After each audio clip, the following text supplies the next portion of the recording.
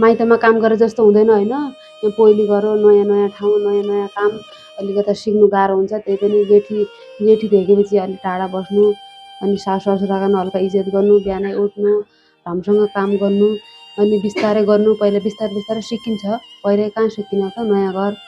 लौ त एमा थोरै पानी ल्याएर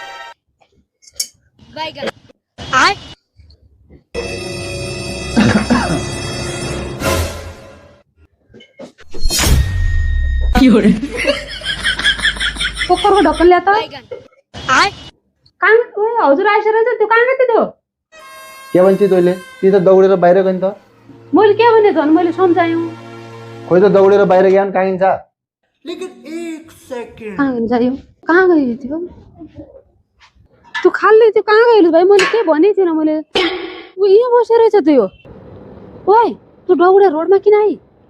हजुरले भन्छ हैन जेठी देखेपछि टाढा बस्नु भनेर, त्यसैले म यहाँ आएर बसेँ हौ। लागे यहाँ बस्नु भने यति टाढा हल्का साडी लाउनु भन्यो। हमारे यहाँ यति टाढा भाग्नु कसले ऐसा भन्यो? ही होता है।